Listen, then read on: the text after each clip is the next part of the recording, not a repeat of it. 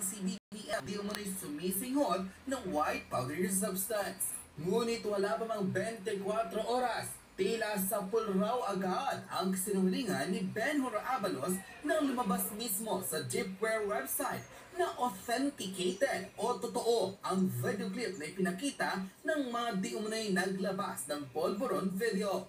Sa nasabing video clip, inilabas ng netizen kung paano i-check ang isang video. Mga abogado din naman ang naglabas niya, no? Kung paano. Ngunit nang lumabas ang resulta, Kung paano malalaman kung peko hindi. Nasabing video na napatunayang hindi iniimbento ang nasabing polvoron video. Dito pa lamang, tila kinastigo na ng maraming netizen si Abalos at ayon sa kanila, maaaring masampahan ng kaso. Adik din yan eh. Tignan mo yung bibig ko, ngiwi. Kahit na raw alam nito na posibleng hindi tatanggapin ng taong bayan ang kanilang rason na peke ang nasabing ebidensya. Magpa-test ka rin. Pa rin ito with conviction ni Abalos. Abalos, magpa-test ka rin. Hindi lang si Marco, si Coden. Taong magpapakalat ito.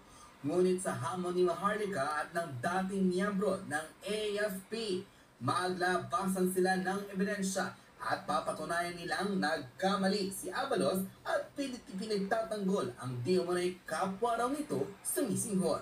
Narito ang buong detalye ng balita kung saan sumisinghot din yan eh. Ang sumulpalpal kay Benhur Abalos nang di umano'y ipagpilitan pa raw nito na fake ang nasabing video, ngunit nang mascan sa website ng Deepware, napatunayan ito'y totoo. Tanong ng taong bayan, paano raw ito ngayon malulusutan ni Benhur Abalos? Narito ang full video. Okay, so labanan ito ng mga deepfake, Ayan, si Jojo. Naman ang mga bangag Abogado yan eh, sa Hong Kong. Yung kay BBM daw ay deepfake daw. So, sige. Identify natin kasi may naglabas sila ng deepfake na sila pa si VP Sara saka si PRRD. So, ito, tingnan natin. Meron tayong pang-detect dyan. Oo, abogado yan si Jojo. Katatapos lang sa ano yan eh. Sa Hong Kong nag-aral yan eh. So, go to scanner. Ayan, pagka punta ng scanner, kailangan natin i-upload. Mag-upload tayo ng video. Ayan, dyan dyan. Max. May publisita.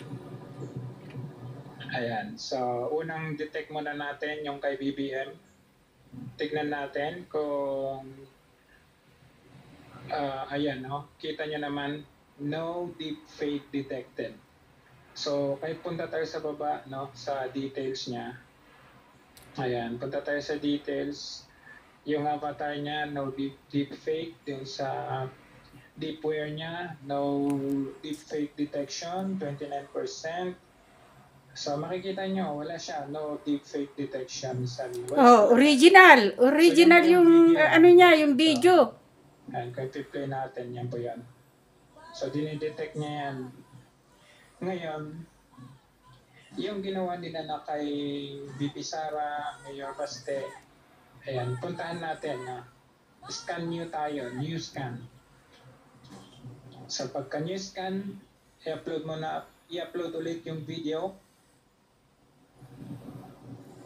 Ayan, yung sa kanilang magkakapatid. Ayan.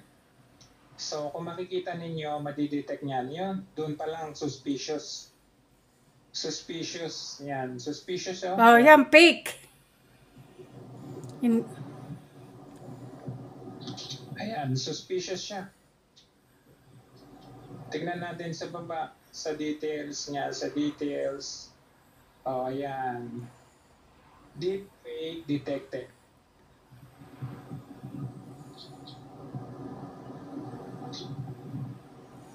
Ayan o, deepfake detector. Suspicious. Suspicious. So, ano yung ano niya? Ano yung, ayan o. Ayan. So, ayan o, mukha ni Bibi Sara, so, anong ni Baste, at saka ni Pulong. Ang ginawa nila, kinuha nila yung original. Ang original ay yung kay BBM.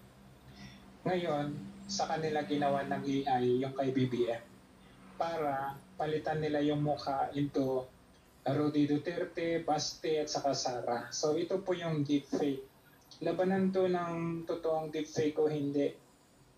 Hindi kasi nila maamin, matanggap na si BBM talaga yan. O yan o, suspicious o. O ano na, talo na naman kayo. Ang mga... di kasama ka rin doon sa pinagbibintangan ng taong bayan na kasama ni BBM in session sa pagdadroga. Kaya nga... Ayan, ano rin yan, militar yan, ex-militar. Base sa pagkakilala mo, anak ng toko ay ano. Kaya nga lalabas pa, pinagtatakpan mo eh. Kaya nga mali yung banat ninyo. Tapos babanatan yung tatakutin. Ipadrag test nyo rin si Abalos. Nung maglabas yan, imbestigahan. Lahat yan, ano? You are violating the Republic Act na yan. Ano yun? Bakit hindi nyo na lang hayaan lumabas at bayaan yung taong bayan na magsalita? Maglitawan yung mga forensic expert na yan. Kung sabihin nila kung AI generation